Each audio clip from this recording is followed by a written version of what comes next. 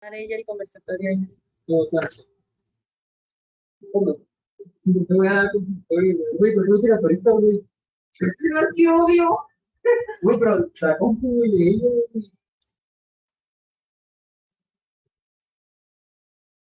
O sea, no, güey, casi 5 minutos, güey, 30 minutos. Güey, no, güey, te puedo dar el tiempo.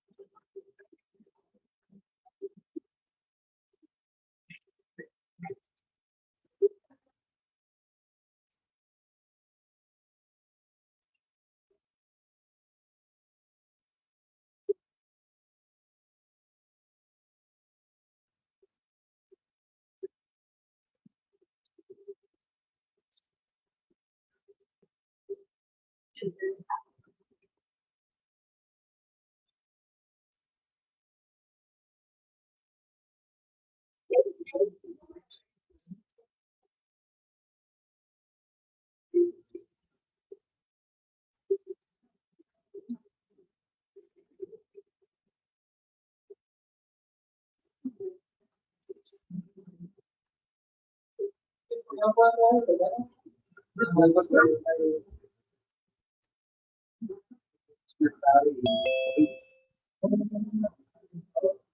¿a qué? Vete a la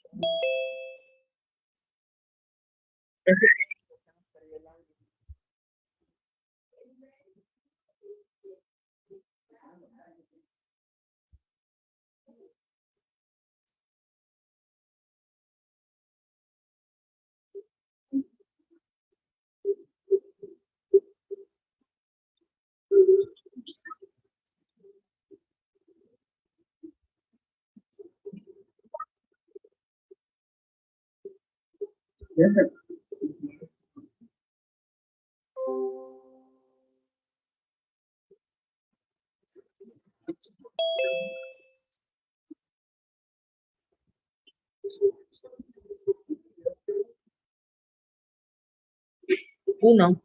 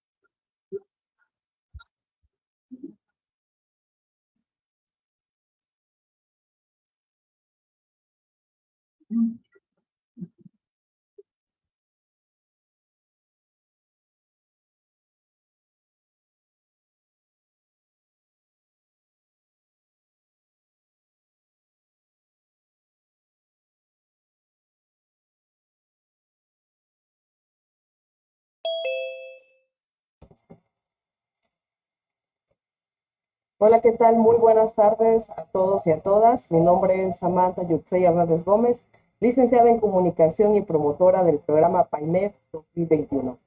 Derivado de los recursos federales y convenios entre el Instituto Nacional de Desarrollo Social y el Instituto Estatal de las Mujeres provenientes del Programa de Apoyo a las Instancias de Mujeres en las Entidades Federativas 2021 y del Programa Anual Autorizado denominado Consolidando Acciones que Garantizan la Igualdad y la Atención Integral de las Mujeres, sus hijas e hijos en Tabasco, el día de hoy se está llevando a cabo un conversatorio con una de las temáticas de las estrategias nacionales y temas prioritarios del PAIMED. Les recordamos mantener sus micrófonos apagados. En caso de una pregunta o querer realizar algún comentario, les pedimos alzar la mano o colocarlo en el chat. Al finalizar tendremos un espacio de preguntas y respuestas. Asimismo, de manera de lista de asistencia, les pedimos colocar su nombre completo e instancia de donde nos acompañan. En la caja del chat les pedimos contestar el pretest que se está compartiendo en estos momentos. Sean todos ustedes bienvenidas y bienvenidos a este conversatorio. El día de hoy tenemos el tema las niñas, niños y adolescentes en situación de vulnerabilidad.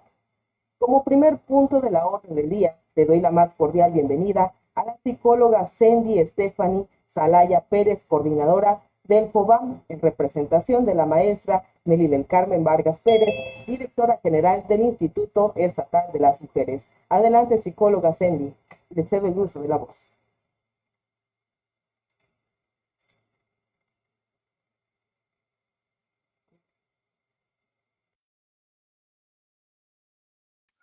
Está apagado el micrófono, Cindy.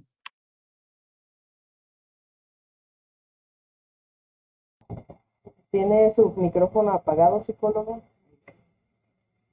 No le podemos percibir audio.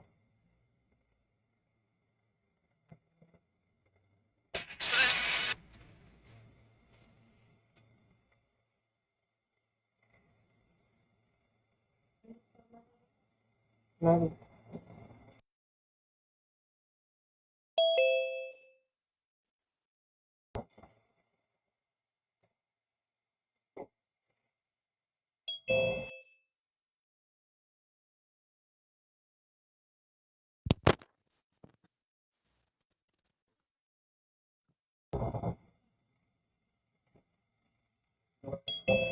Adelante, psicóloga, a ver si podemos escucharla de nueva cuenta, por favor.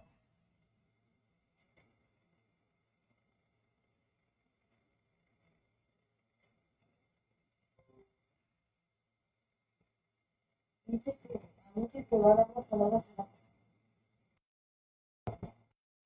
Ahí, creo que ahí. Ahí, ¿verdad? Hola.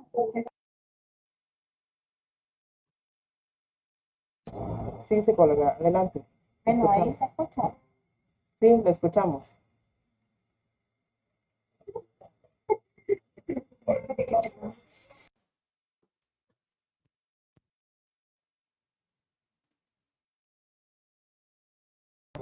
Bueno, una disculpa, Mira, es yo que me tuvimos prendo algunos problemas técnicos por aquí. ¿Me escuchan? Sí, sí, le escuchamos, psicóloga. ¿Ya me escuchan? Sí, sí, sí. Adelante, psicóloga, le escuchamos bien. Perfecto. Tuvimos un inconveniente con nuestro audio. Una disculpa. ¿Ya me escuchan bien? Sí, le escuchamos muy bien, Muchísimas psicóloga. gracias. Adelante. De antemano, una disculpa. Tuvimos un error técnico con el audio, pero bueno, ya me pueden escuchar y visualizar.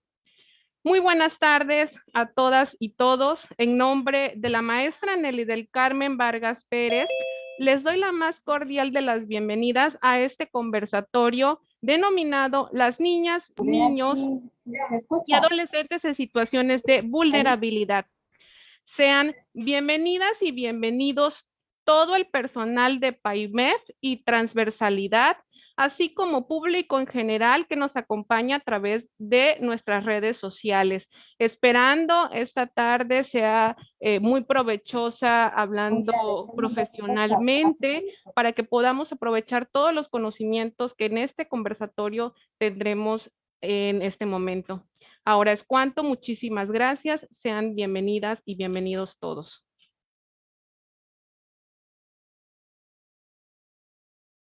Está apagado su micro, Lick. Muchísimas gracias, psicóloga Cindy, por sus palabras, por supuesto, recordando que ella es la coordinadora de FOBAM. Siguiendo con la orden del día, le damos la bienvenida a la psicóloga Cris Yajaira Barrios Viñas, profesionalista del programa PAIMEF. Les recordamos que, bueno, vamos a hacer una pequeña reseña de pues lo que ella viene ejerciendo cargos anteriores. Ella es licenciada en psicología por la UJAT, diplomada por la VM en Administración y por la Universidad Náhuatl en Educación, especializada en trastornos psiquiátricos por la UJAT y en tabaquismo por el Centro de Educación Juvenil. Ha ejercido mayormente de manera independiente para empresas derivadas e instituciones públicas y desde el 2016 se ha integrado a diversas áreas del PAIMEF, además de participar activamente en brigadas de apoyo a las mujeres y comunidades de Tabasco como labor social. Actualmente ella es psicóloga del call center en la línea Mujeres Seguras. Así que demos la bienvenida a la psicóloga para que comience con su ponencia. Adelante, psicóloga Cris, tiene el uso de la voz. Gracias. ¿Me escucho? Sí, se escucha muy bien, psicóloga. Adelante. Ok. Perdón, es que habíamos estado ocupando el micrófono y no estaba. Sí, no se preocupe. Adelante. Bien, el tema es, como ya lo dijeron, se sacó. El tema es las niñas, niños y adolescentes en situación de vulnerabilidad. Para hablar de este tema es necesario que tengamos claro que los derechos humanos son la base de todo este trabajo para proteger a la infancia del mundo, no solo de México, sino del mundo. Y está basada en los derechos, en la Declaración de Derechos Humanos, que establece que todos los seres humanos nacemos libres, iguales, tanto en dignidad como en derechos. Esa misma Declaración de los Derechos Humanos proclama que la infancia tiene derecho a cuidados y asistencias especiales, obviamente que basados en sus necesidades para un desarrollo adecuado. Es a nivel mundial, es ese reconocimiento del derecho de los cuidados y asistencia de la infancia, basada en la Declaración de los Derechos del Niño a través de la ONU. Y en la Convención de los Derechos del Niño, donde muchos países del mundo, todos los países del mundo reconocen esa declaración de los derechos del niño. En México, la Constitución Política de los Estados Unidos ya de hecho avala desde siempre los derechos humanos y están íntegros en nuestra Constitución, y existe una ley general de niños y niñas adolescentes. Ahí se protegen los derechos de los niños, que son como el derecho a la vida, a la paz, la supervivencia, al desarrollo, el derecho a la prioridad, a la identidad, a vivir en familia, derecho a no ser discriminado, derecho a vivir en condiciones de bienestar y además a un desarrollo integral sano, derecho a una vida libre de violencia y a la integridad personal, derecho a la protección de la salud, a la seguridad social y además a la educación, derecho a la inclusión de niños y niñas, adolescentes con discapacidad. El promulgar estas leyes en nuestro país y en todo el mundo, pues se considera fundamental que se atenderá el interés superior del niño. Muchas veces, de manera legal y en el medio aquí donde estamos atendiendo, la razón por la que existimos, siempre manejamos a veces el término interés superior del niño. Pero realmente hay que entender a qué se refiere. Y el interés superior del niño es la protección especial que se dispondrá de oportunidades y servicios, dispensando todo ello por ley y por otros medios para que pueda desarrollar su física, mental, moral, espiritual y socialmente de forma saludable y normal, así como en condiciones de libertad y dignidad. Es decir, vamos a poner por encima de, de todo lo que se pueda necesitar, lo que el niño necesita, ¿sí? Como por sociedad podríamos necesitar lo que el niño necesita para que pueda lograr un desarrollo íntegro y además en todas sus esferas de vida. Si se dan cuenta, al describir el interés superior del niño, no hablamos solo del aspecto físico, es decir, que cómo, sino decimos que el aspecto mental también, es decir, tenga un manejo de emociones correctas, ¿no? Y un ambiente que le facilite moralmente, espiritualmente y socialmente. Tienen que garantizarse todas esas esferas durante el desarrollo. Para lograr determinar el interés superior del niño de la infancia en todas las acciones, se debe tomar en cuenta algunas cosas. Estas son importantes que yo las mencione tal cual las mencionan algunos teóricos, ¿sí? De México además, acerca del interés superior del niño. Es decir, se debe tomar la opinión de niños y niñas adolescentes. Recuerden que ya hace un tiempo ya se hace una consulta, ¿no? De niños. De esa manera creemos nosotros que es para inculcarles la idea de ir a votar o de que vayan y participen, pero en realidad también es con la idea de tomar la opinión de los niños y las adolescentes. Así que va va íntegro en ese trabajo varios objetivos. La necesidad de equilibrio entre los derechos y garantías de niñas, niños y adolescentes y sus deberes. Es decir, debe de haber equilibrio entre sus derechos y sus deberes. ¿Por qué? Porque por ahí ahorita lo vamos a ver, pues ya lo vimos, ¿no? En el derecho, pues ellos no tienen derecho, pues, ellos no deben trabajar hasta que ya son adultos. Pero si tomáramos literal esta acción de la ley, pensaremos entonces que en casa ellos no pueden tender su cama, ¿no? Porque al final eso es un trabajo, o no pueden agarrar la escoba y barrer.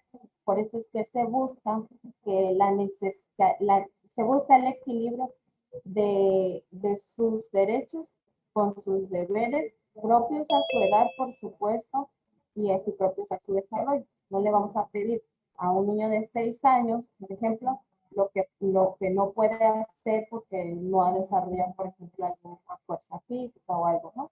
Esto en los deberes de casa. Entonces, ese equilibrio debe de haber entre lo que la ley dicta, ¿no? Y sus deberes, les decía, propios a su desarrollo normal.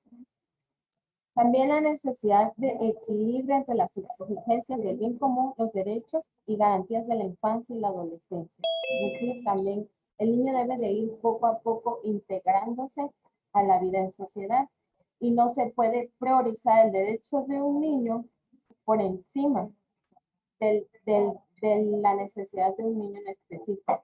Un ejemplo claro de esto sería, por ejemplo, los niños con discapacidad. Se les ha permitido a los niños con discapacidad, a los padres de niños con discapacidad, inscribirlos en escuelas seculares, ¿sí?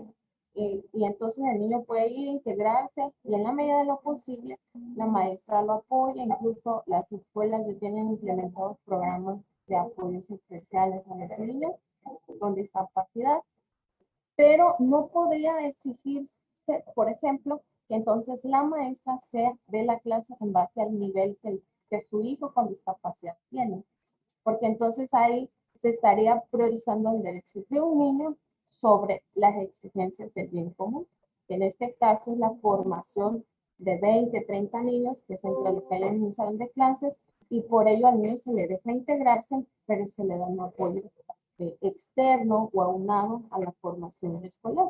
Entonces, por ejemplo, ahí debe de haber un equilibrio. Eso es lo que busca en este caso la institución educativa. La necesidad de equilibrio también entre los derechos de las demás personas y de aquellas que no han cumplido aún los 18 años de edad. de lo mismo.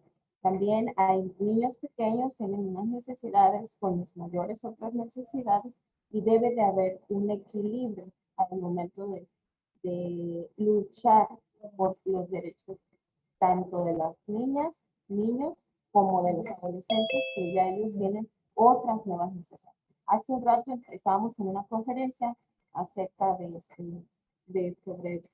sobre niñas y niños y adolescentes, y comentaban, por ejemplo, de la sexualidad. No le vamos a hablar de la misma manera sobre, todos tienen derecho a recibir educación sexual, pero no todos les vamos a hablar de la misma manera. Los adolescentes se los planteamos a partir de las necesidades que ellos ya van presentando, y pues a los niños de otra, ¿no?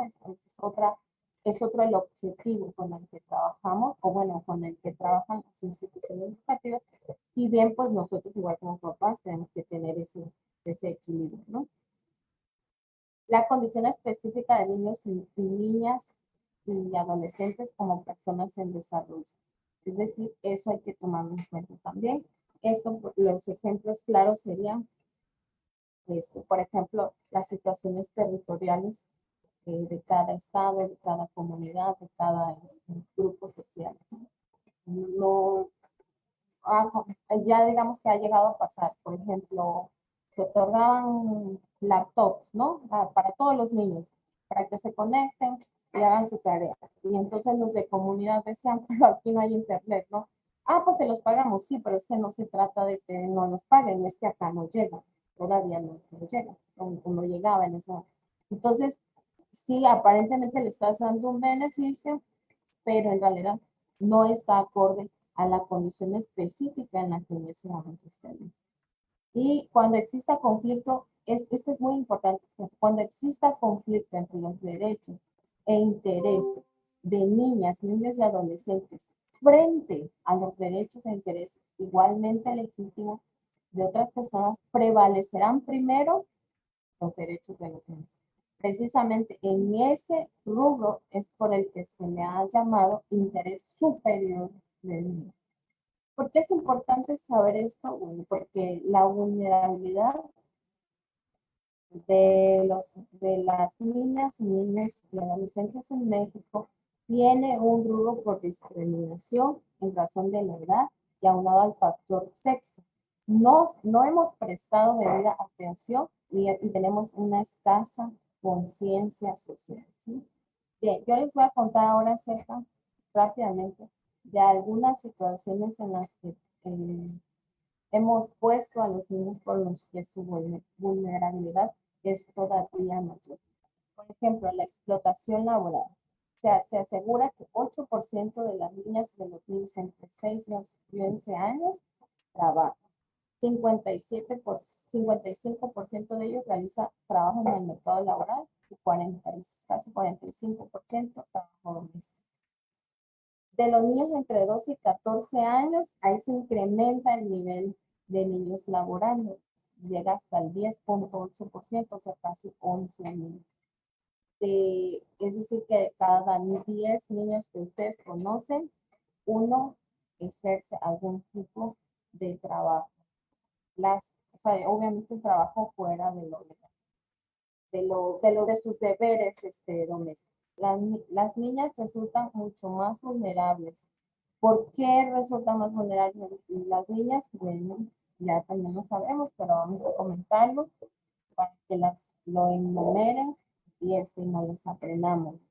La creencia de que la niña no necesita educación y tiene que prepararse para el matrimonio. Esto sucede obviamente en zonas rurales, en comunidades de muchas partes de México. De hecho, cerca de Tabasco hay muchísimas zonas de ese tipo en donde todavía a la niña se le considera innecesario prepararse de manera escolar, ¿no? Porque ella tiene que saber cocinar, atender niños, limpiar, lavar y estar atenta a las necesidades del esposo. Y entonces se menosprecia el hecho de que la niña vaya a la escuela. Y la dejan ir, yo he conocido casos de que la dejan ir, pero va una vez a la semana, 2 veces, y si en casa necesitan que se quede cuidando al hermanito más chiquito, pues ya ese día no fue. Entonces va variando los motivos o los pretextos que presentan a veces por desgracia los mismos padres para no mandar a las niñas a la escuela. Bien.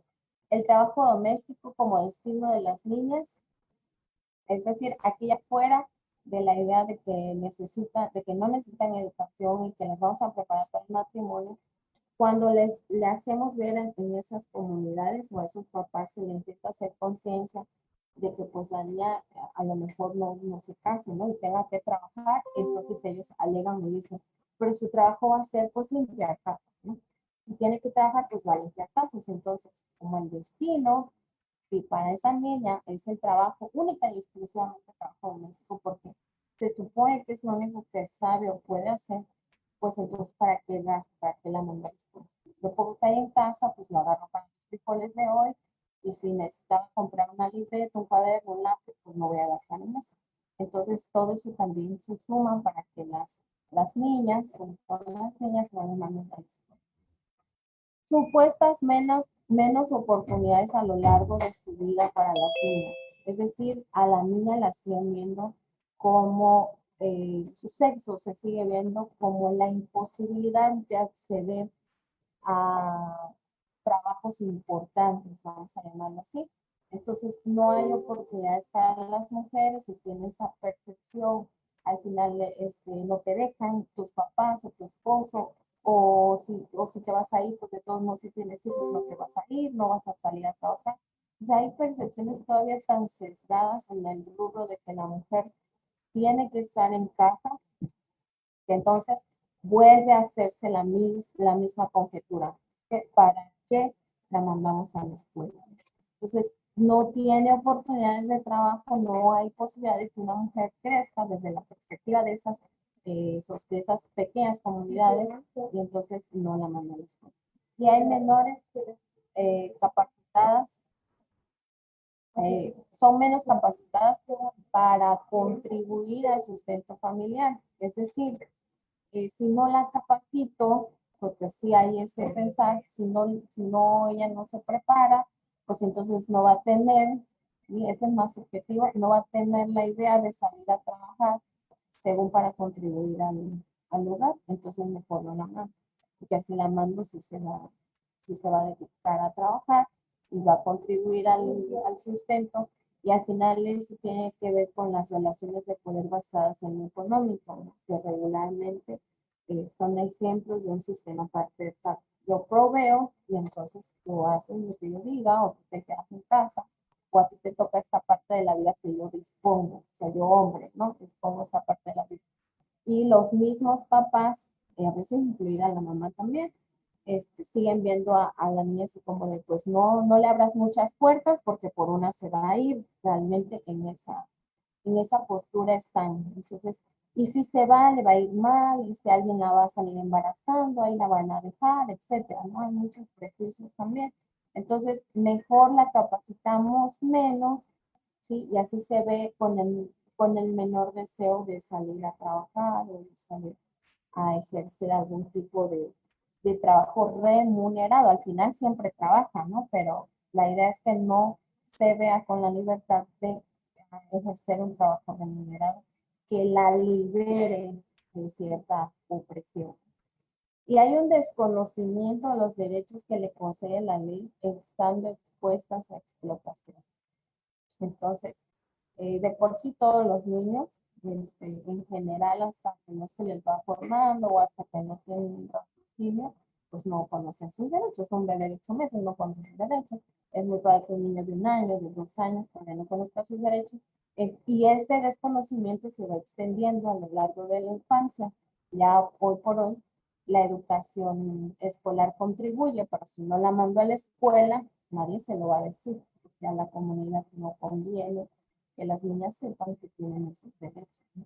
Porque entonces ellas son las que se van a unir y van a protestar porque no les sigan vendiendo por un saco de frijol, por decirlo así. ¿Cuál es la consecuencia de todas estas ideas? Bueno, el 60% de la población no asiste a la escuela primaria, son niñas, o sea, de toda la población que no asiste a la escuela, el 60% son niñas.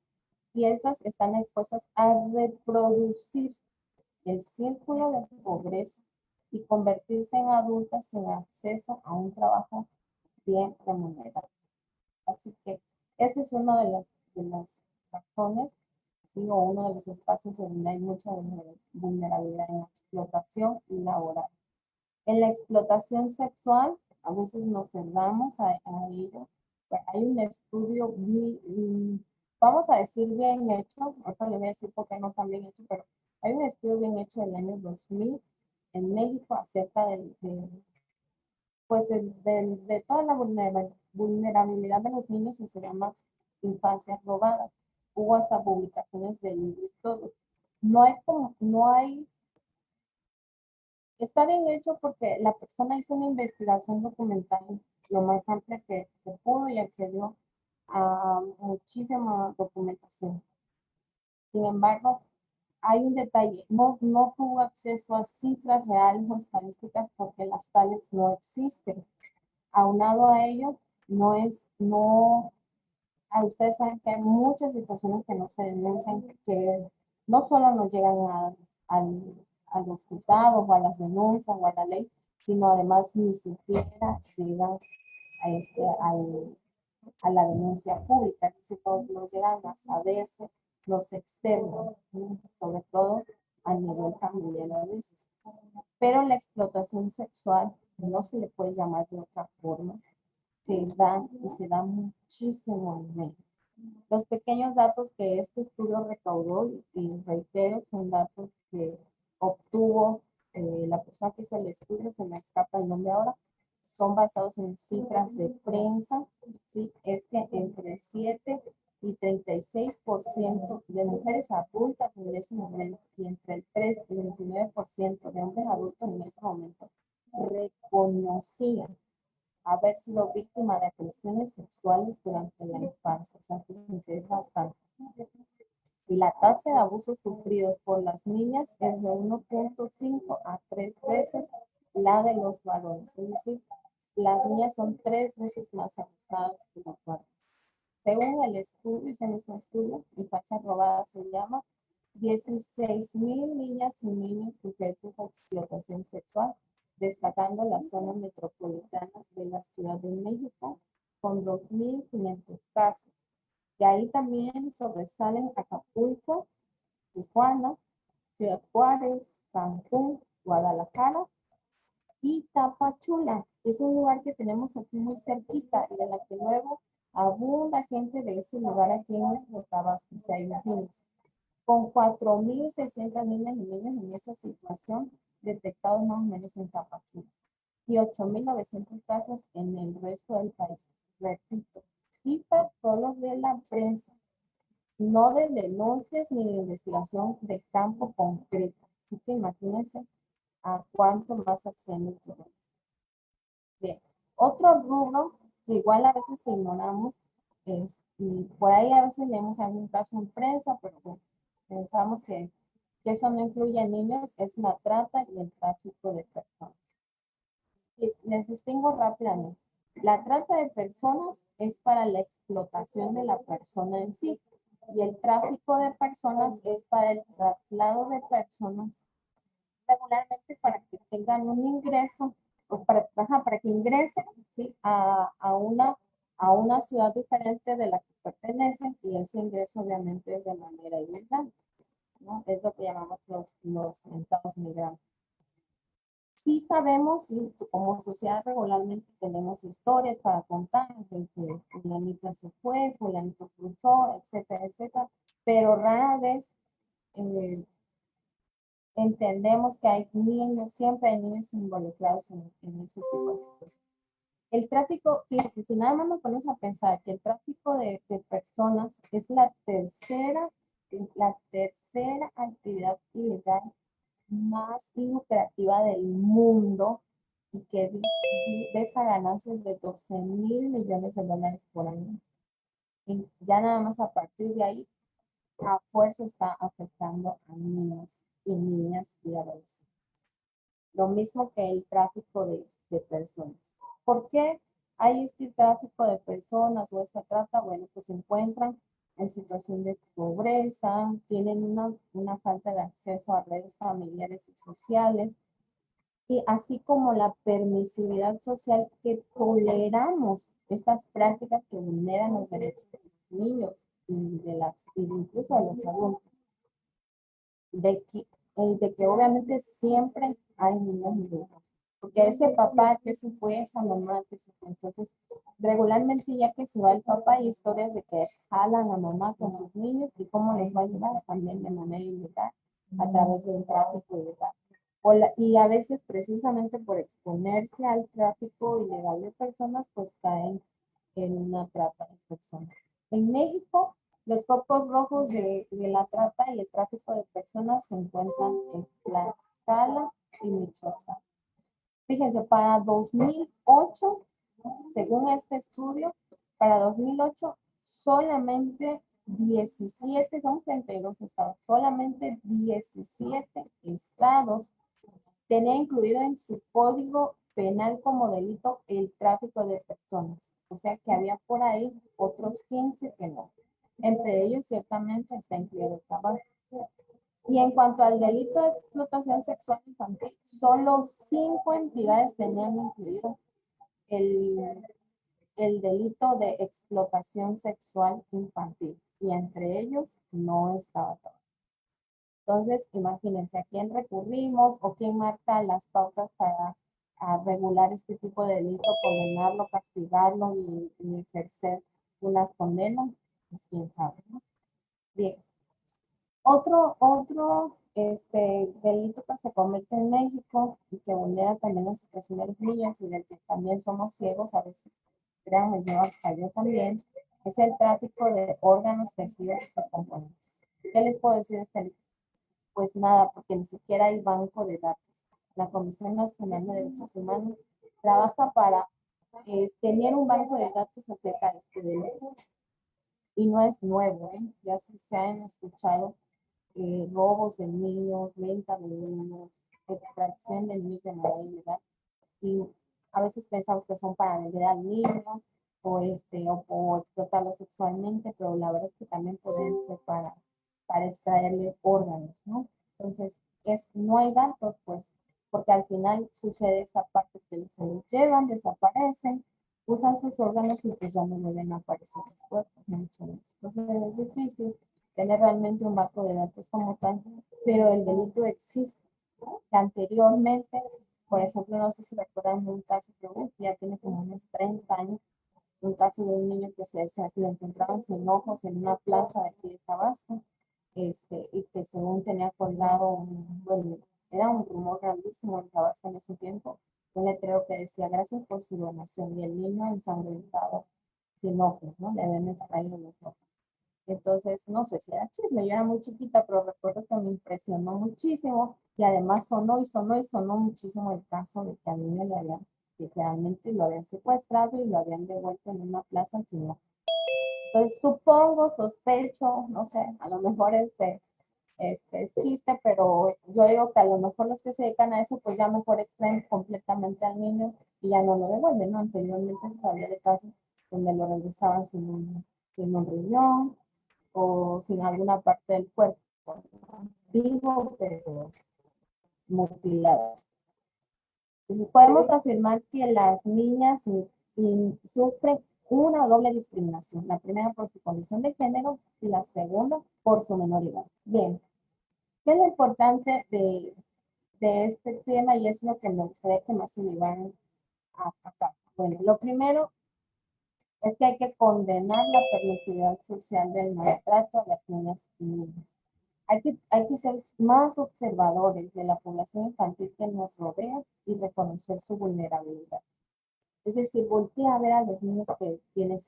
¿Cuántos niños conoces? Piénsalo ahora mismo. ¿Cuántos niños conoces alrededor de tu vida diaria? Conoces su nombre, sabes dónde viven, quiénes son sus papás. No los que te topas en la calle, los que conoces.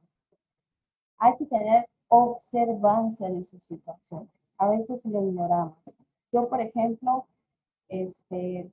como anécdota,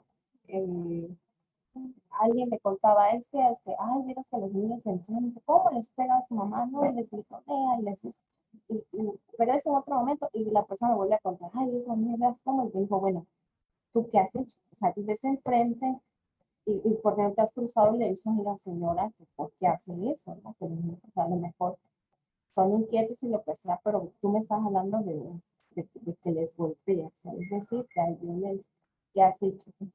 Y la persona de pronto se quedó como hasta tiesa y pensó, pues, yo creo que en sus adentros pensó, es cierto, yo no he hecho nada, ¿no? Total, que tiempo después me comentó que sí, que ya había bajado, y en una ocasión que le estaba golpeando a los niños, ya bajó, se fue a la casa, y de la manera que pudo habló tranquilamente con la vecina, pues era su vecina, y le expuso, ¿no? El hecho de que eran niños, porque los trataba así, etcétera, etcétera. Y ella misma dice, fíjate, que ya me da la impresión que desde entonces no les ha pegado, y si les ha pegado, pues ya les pega calladito porque ya no lo oigo, ¿no? Entonces parece chiste, pero hasta dónde a veces decimos, bueno, quién sabe cómo el chamaco, ¿no?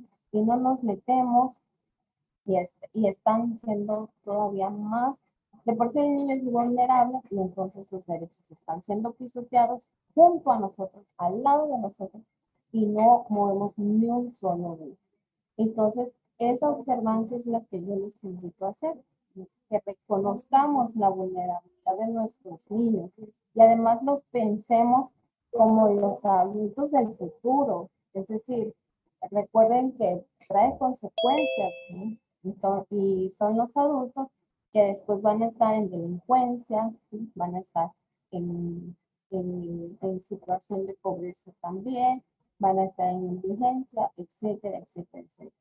Hay que fomentar medidas de protección y respeto a la infancia. Lo podemos hacer desde nuestra vida personal y a través de lo que yo les decía. Reconoce a los niños que te rodean. Yo sé que algunas estamos solteras, que bueno, yo no, ¿no? Pero estamos solteras, hijos, entonces los niños no nos gustan. Está bien, no, no tienen que gustarte los niños. Se trata de recordar que todos hemos pasado por esa etapa de vulnerabilidad y de desarrollo, y qué pasaría con la sociedad de hoy si nos hubiesen protegido a la edad en la que éramos infantes. Hay que adoptar medidas más enérgicas y enfoques basados en el conocimiento científico. Por ejemplo, eh, pues, tengo muchos ejemplos, pero no sé cuál sea el más adecuado. A lo mejor el trabajo, por ejemplo, en casa, ¿no? Eh, pensamos en que un niño a lo mejor encuentran un niño haciendo una actividad en el hogar que, que por su edad no debería de estar haciendo, ¿no? Por ejemplo, yo he sabido de casos de niños de 5, 6 años, 7, que realmente es pequeño, este, trepados en una sillita, cocinándole un huevo a su hermanito de 2 años, porque mamá ahí los dejó y se fue, quién sabe a dónde, no sabemos a dónde, y el niño está apurado tratando de cocinar un huevo, y prendió la estufa, quién sabe cómo lo logró. Claro, en el momento aplaudimos y decimos, wow, ¿no? Pero la verdad es que si nos vamos atrás, hay que ser todavía más enérgicos y pensar que dónde está su mamá. Ese niño corre en todo el mundo de peligros que corren por, eh, por ponerse a hacer una actividad que no va todavía de acuerdo a su desarrollo. Entonces, ¿a qué me refiero con conocimiento científico? A ello, que hay etapas para cada tarea que somos capaces de hacer mientras estamos en crecimiento. Lo mismo sucede, por ejemplo, con manejar un vehículo. No tenemos, ya en alguna ocasión comentario, ¿no? Yo no dejo que mi hija a los 12 años maneje una moto porque no tiene todavía los reflejos necesarios para reaccionar ante una situación de peligro. Entonces yo le explicaba y le prohibía esa situación, ¿no? Pero resulta que a lo mejor la vecina de al lado pues vende tortillas y manda a su hijo en moto a entregar tortillas, ¿no? ¿Cómo lo defendemos al muchacho, no? O la tortillería de enfrente tiene contratado a un muchacho de 12 o 13 años para ir a entregar tortilla en moto. Pues, ¿cómo lo defendemos? Bueno, pues con conocimiento científico. Usted sabe que ese niño no tiene el desarrollo biológico para reaccionar ante una situación de peligro y salvaguardar su vida si alguien se le atraviesa o un animal o lo que sea. Y el peligro en que se expone un niño, porque es realmente un niño, trabajando a los 14 años manejando una moto. Entonces, yo, por ejemplo, conozco el caso de una persona que fue atropellada por, por un muchacho de 15 años en moto y el muchacho estaba estrenando su moto, no sabía manejarla, se descontrola y la atropella y el señor quedó, la verdad es que quedó mal, una fractura en el pie y un problema en la cabeza, no grave, pero al final pues el señor se tuvo que atender y gastó dinero y todo, y mucha gente le decía, denuncie, don Noé, denuncie, porque, y él decía, yo recuerdo y lo admiré por ello, decía el señor, ¿a quién denuncia? Al chamaco, si él no tiene la culpa la tienen los papás, ¿cómo se les ocurre darle una moto y a los 15 años? ¿No? Entonces, yo decía, tiene razón, ¿no? El chamaco no sabía reaccionar, decía, ¿qué voy a denunciar? Si los papás ni les interesa al hijo, pues yo menos. Entonces él sabía que tenía que denunciar al papá, pero en general cualquier otro hubiera reaccionado contra el chamaco y él jamás lo hizo. Bueno, el chamaco lo digo yo porque así se expresaba, ¿no? Pero cualquier otro hubiéramos reaccionado en contra del muchacho. Y decía, es que está el chamaco, y eso, él no, él decía, es que él no tiene la culpa. Él no tiene edad para eso, pero los papás son los que no lo entienden. Entonces yo decía, tiene razón. Pero también ahí lo aprendí algo. Hay que combatir la trata y la explotación sexual de niñas, niños y adolescentes. En casa, ojo, con quién entra a casa si tenemos niños, niñas, las reacciones de nuestros hijos, las hay.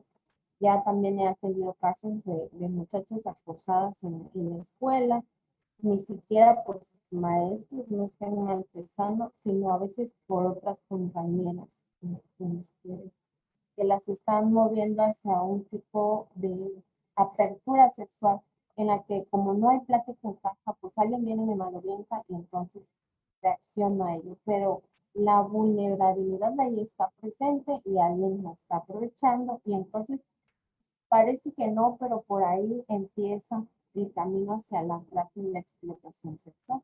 Ya repetimos hasta el cansancio que no se dejen llevar, que porque te van a dar, van a recibir, que porque te va a ir súper bien, y cuando venimos a ver, ya son adolescentes que están ofreciendo fotos de su intimidad o de su cuerpo, y desde ahí les estamos predisponiendo a caer en esa explotación, si no es que han caído ya. Y entonces, bueno, aquí viene la parte en que decimos, pues ella que anda de loca, ¿cómo se le ocurre? ¿No? Pues sí, pero a los 14 años, si está en una situación de vulnerabilidad psicológica, afectiva y de todo tipo, y alguien vino y le habló bonito y le hizo sentir cosas y le pidió una fotito que no tenía nada de malo, pues obvio ella la soltó. Entonces, ¿hasta dónde vamos a seguir culpando a quien de hecho ya está en una situación vulnerable? Y se nos olvida quién está detrás de todo aquello. Igual, mil y una situaciones hay. Es que las mismas mamás a veces de la persona que está abusando, dicen, es que ella, ¿no? Es que ella, ¿para qué se deja? ¿Cómo a estas alturas alguna vez he escuchado? No, bueno, no una vez, mucho. A estas alturas alguna chamaca de 15 años me engaña. Señores, sí, lo seguimos engañando a los 15 años todavía y no queremos entender que más que una terquedad o una mala educación es porque ellas están en ese momento del desarrollo en el que son sumamente vulnerables a cuestiones afectivas, sexuales, de todo tipo. Incluso a los muchachos les pasa también, ¿sí? Están en situaciones vulnerables y hay quien nos despierta la sexualidad y el resto de su vida llevan una vida sexual súper mala y súper insana, porque alguien mayor o ya perdido sexualmente vino y los involucró de manera negativa en su sexualidad. Entonces, conocemos mil y un casos. Alguien, por ejemplo, también decía,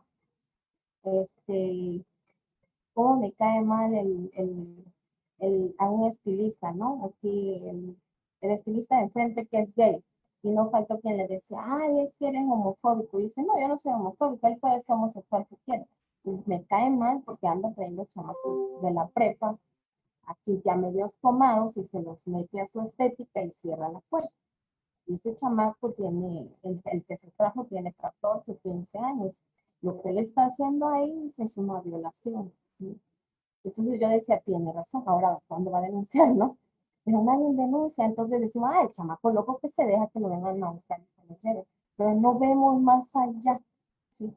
Del hecho de que ya se ven grandotes, formados, el vocerrón, guapos, no sé, o sea, ya saben, no es cierto, no saben cuántos adolescentes en esta época que sobre todo, por la alimentación que ya llevamos ahora, desarrollan muy rápido y todo, y físicamente hablando, pero mentalmente a las familias y todavía les falta mucho por madurar, ¿sí? Y eso tiene que ver con sus cuestiones neurobiológicas, ¿sí? Pero tenemos que entenderlo a través del conocimiento científico. Entonces hay que velar porque las niñas y los niños reciban asistencia, asesoría, si es necesario llegar a la denuncia y después a reintegrar a esa niña o ese niño que haya sido vulnerado en sus derechos. Porque igual denunciamos y creemos que hasta ahí queda todo, pero no. Hasta dónde nos prestamos como personas y como sociedad para que se reintegre a ese niño. Y por último, bueno, para que nos quede más claro y que no se nos olvide que es vulnerabilidad, porque al final de ello depende que entendamos toda esta parte. La vulnerabilidad no hay que confundirla, no hablamos de pobreza ni de insuficiencia de recursos materiales o financieros, porque cuando es que fulanito está vulnerable, enseguida nos imaginamos a alguien pobre, viviendo paupérrimamente, en una zona de la ciudad que está fea, ¿no? Y sin pavimentar, sin agua. Eso no es vulnerabilidad, ¿sí? Esos son agentes aunados a la vulnerabilidad. O sea, es vulnerabilidad, pero social. Pero cuando hablamos de la vulnerabilidad de los niños, niñas y adolescentes, nos referimos más al conjunto, ¿sí?, de vínculos frágiles que los sujetos, los grupos y las comunidades desarrollan en relación con la familia, el trabajo, su mismo grupo social y su capacidad de representación. Es decir, puede ser que sea un niño que vive bien en la mejor zona de Villahermosa, la que ustedes quieran, o vive en el centro del municipio donde vivan ustedes, ¿no? Y se apellida fulanito de tal. Y si decimos, es vulnerable ese niño, pensamos inmediatamente que no lo es, porque al final vive en unas condiciones económicas que según nosotros no debiera ser, pero sí lo es. De entrada, él es un niño vulnerable físicamente, sí, es un niño vulnerable psicológicamente y es un niño vulnerable socialmente. Y en todos los aspectos de su vida, él todavía está en desarrollo. A partir de que está en desarrollo, desde ahí hablamos de una vulnerabilidad. Es cierto que se refiere a la condición de todo ser humano en un estado de indefensión al nacer, cuando hablamos de vulnerabilidad. Es decir, nos lanzan al mundo, ¿sí?, y todavía no estamos listos para defendernos por nosotros mismos. Nadie nació aquí listo para defenderse por sí mismo. Eso es la vulnerabilidad. Pero a la que se añade condiciones sociales y políticas. O sea, no solo no estoy listo para defenderme, sino que además me encuentro condiciones familiares, sociales y políticas que me exponen a la violencia, me exponen al sufrimiento y me condicionan la clase de vida que voy a tener, ¿sí? También influye el género, ¿sí?, mi grupo étnico y además toda mi historia generacional, porque de ella depende el grupo familiar que ahora formo. Entonces, la vulnerabilidad en realidad es un interjuego, así lo llaman algunos autores, entre un componente individual, social, e incluso ellos suman el componente gubernamental. porque dicen que no hay, o si no hay disponibilidad de acceso a la protección de los niños a partir de las políticas públicas o de las instituciones públicas, entonces se pierde, ¿sí?, la posibilidad de defender a ese niño. ¿Por qué? Porque entonces solo se va a quedar en el componente individual y social, ¿sí?, que incluye la familia. Y si la familia y la sociedad deciden no protegerlo, ¿quién lo va a hacer? Entonces ahí es donde también defender esa vulnerabilidad involucra al gobierno. Bien, la condición de infante supone considerarlos frágiles jurídica y políticamente. Por eso es que se promueve, se protege y se garantiza los derechos desde una posición institucional y desde una posición de política gubernamental. El papel que desempeñan las instituciones sociales en la reproducción, protección y tutelaje de la infancia resulta central para poder proteger a las generaciones de niños. Por ejemplo, en las escuelas. Yo también, la verdad es que porque tengo hijos y no me platico con maestros y todo, y de pronto nos sacan historias de niños que vienen de hogares terribles, situaciones terribles, y situaciones que realmente están sobre los derechos de los niños, han pisoteado sus derechos. Y yo les pregunto a las maestras, y denunció maestra, aquí en la avisó, ya fuiste al BIS. He sabido de casos que lo hacen, pero también, cuando no les digo, he sabido de personas que dicen, ay, no, es que es un rollo, es que hay que ir para acá, es que hay que ir para allá, si es que ya hablé con la mamá, si es que ya le dije, ¿no? Entonces, se detiene la posibilidad de proteger los derechos de ese niño. Entonces, esa conciencia hay que transmitirla, hacerla llegar a todas las personas que de una u otra manera estamos involucrados con la convivencia con ellos. Por eso yo les decía, lo primero que quiero que hagan es que se piensen en los niños que les rodean en su vida. No que están diario con ustedes, pero hay sobrinos, primos, hijos, el amiguito de mi primo, el amiguito del vecinito, ¿sí?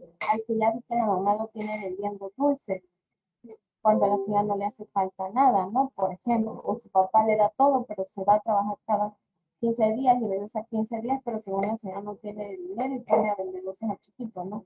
Hasta dónde eso tiene que ver con sus deberes y hasta dónde se ha pisoteado ya su derecho del niño a no trabajar hasta que ya sea un adulto. Quién sabe, habría que ver. Pero sí les invito a hacer conciencia de ello, porque es donde a veces estamos un poquito cegados y no hemos llegado a la reflexión completa de que al final esos son los adultos del futuro. Ese vecino que se forma al lado, y que está descuidado y vulnerado y pisoteado y de todo, va a ser ahora el vecino de tus hijos, porque le vas a heredar esa casa. Y si es un delincuente, ahora tu hijo va a tener que cercar hasta 3 metros y ponerse vigilancia y de todo, porque al lado va a vivir el delincuente en la colonia. O sea, a veces no vemos más allá de lo que no hacemos. Pues es que no tiene nada que ver conmigo, no es mi responsabilidad. Pero hacer esa conciencia, bueno, que platicamos aquí entre nosotros para llegar a esa conciencia. Si en la infancia, esto es importante, si en la infancia no se supera el nivel de la necesidad como mera supervivencia, es decir, no es el hecho de que el niño tiene que comer, pues llévale un huevo, no, ya hoy comió, ya, no, hasta donde el huevo le permite un desarrollo integral físico, bueno, sano, ¿no? Hasta donde no le va a generar problemas de puro huevo todos los días. Entonces, no es la mera supervivencia, no es nada más la idea de tenerlo vivo, para que cuando ya sea adulto a ver qué hace, no, sino es la idea de realmente ofrecerle una vida digna, como dicen los derechos humanos, que tenemos derechos todos. Y entonces esa vulnerabilidad que no se supera en la infancia se extiende en la adultez y en la vejez, y eso condiciona la construcción del porvenir. ¿Y saben qué es lo que condiciona la construcción del porvenir, no solo de ese niño, sino de todos, de nosotros como sociedad también. Entonces, ¿hasta dónde estamos nosotros protegiendo la vulnerabilidad de los niños de nuestro entorno? La exigencia de los derechos de niñas, niños y adolescentes está sostenida ¿desde dónde? Desde el mundo adulto, porque ellos no pueden salir a decir, ¡hey! Hay mi derecho a una familia, no me lo dieron. Ellos no saben, no pueden. Son vulnerables precisamente por eso. Somos nosotros los adultos que se supone que sostenemos esa lucha. Vamos a seguirlo haciendo. Hagámoslo bien, hagámoslo a conciencia, porque nosotros somos el soporte intergeneracional de todos esos niños y niñas de nuestro país. ¿Cuál debería ser la meta? Pues lograr la individuación de cada niño y construirlo como un sujeto deseante, con la capacidad autónoma de pensarse y proyectarse en el mundo. Es decir, que él vea que sí tiene espacio, que su vulnerabilidad se puede superar y que a partir de que la supera, él se integra de manera positiva en el mundo, no nada más que sobrevive, porque entonces esa sobrevivencia como de se vuelve un desastre social luego, y eso es de hecho lo que estamos viendo, ¿no? Hoy por hoy, toda la vida tan agresiva y competitiva que tenemos, se la debemos en gran medida que hemos superado nuestra vulnerabilidad infantil y la hemos extendido a lo largo de nuestra adultez. Y eso nos vuelve agresivos. Recuerden que los animales para sobrevivir, si tienen hambre, ¿qué van a hacer? Pues matar al que tiene la presa, ¿no? O matar una presa. Entonces, eso se vuelve así entre nosotros como humanos también cuando nos limitamos solo a sobrevivir. La idea es que tengamos una vida digna y que los niños se desarrollen de manera íntegra, porque ellos son la sociedad en la que se van a desenvolver nuestros hijos, nuestros niños. Eso es todo.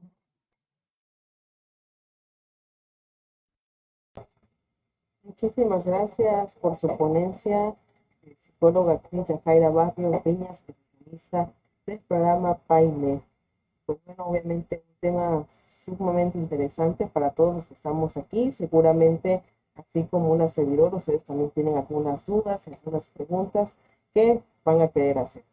Entonces, continuando con la orden del día, tenemos como tercer punto, para iniciar el espacio de preguntas y respuestas, recuerden levantar la mano para hacer su pregunta y en breve, por supuesto, les otorgaremos el espacio. Así que adelante, quienes deseen hacer alguna aportación, comentario o pregunta, está el espacio disponible.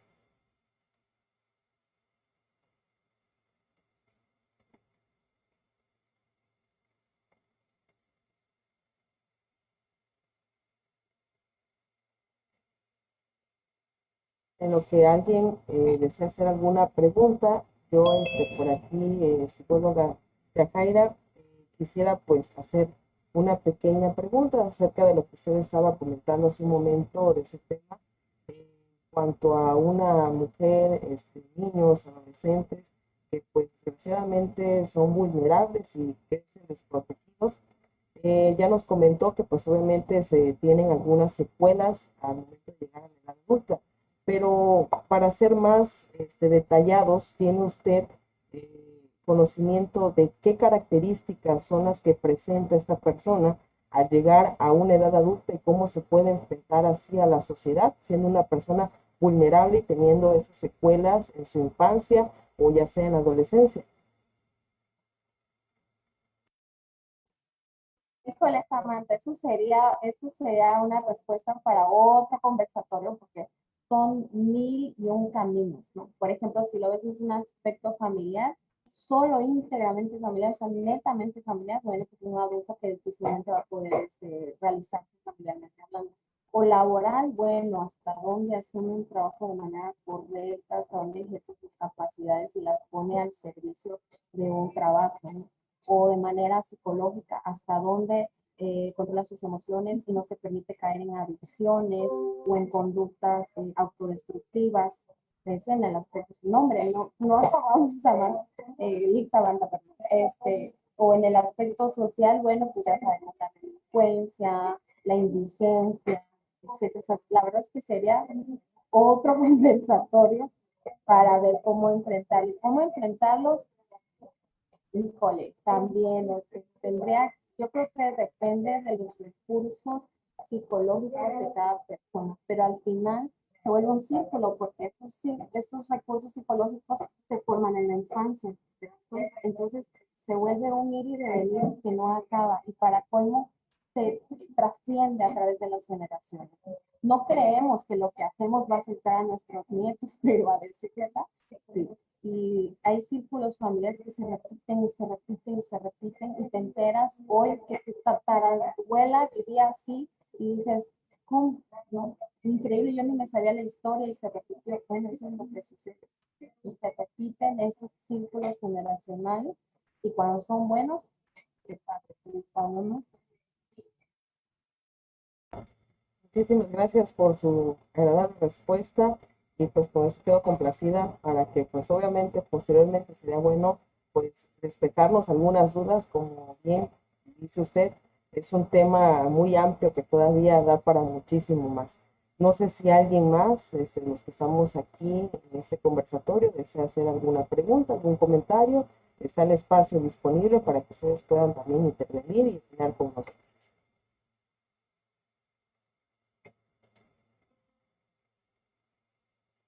Gracias. Buen inicio de semana para todos. Muchísimas gracias a usted. Entonces, continuando entonces con la orden del día que así nos indica, como último punto de la orden, escucharemos las palabras de despedida a cargo de la psicóloga Cindy Estefanía Salaya Pérez, coordinadora del COBA. Adelante. Gracias, Samantha, ¿me escuchan? Sí, le escuchamos bien. Gracias. Adelante, por favor. Gracias. Desde luego, pues muchísimas gracias y muchas felicitaciones a la psicóloga Cris Yajaira Barrios Viña. Muchísimas gracias por sus aportaciones, por sus conocimientos, esperando desde luego que todo lo que esta tarde vimos y observamos, escuchamos, ¿verdad? Sea de mucho provecho para todos los que estamos aquí presentes, para todos y todas. En nombre de la maestra Nelly del Carmen Vargas Pérez, muchísimas gracias a todo el personal de PAIMEF, a todo el personal de transversalidad y desde luego a todas las personas que nos acompañan por las redes sociales. Muchísimas gracias por estar presentes. Desde luego el tema de los derechos de las niñas y adolescentes en situación de vulnerabilidad en específico, ¿verdad? Porque es un tema muy amplio, nos lleva a reflexionar de la gran importancia que conlleva sobre todo promover, respetar, proteger, garantizar, pero desde luego implementar lo que conlleva su desarrollo. Es sumamente importante y espero que todos los conocimientos que aquí se hayan llevado a cabo en este conversatorio, pues lo podamos llevar a la práctica para que nuestras niñas, nuestros niños, nuestros adolescentes, pues puedan tener estos derechos sumamente garantizados.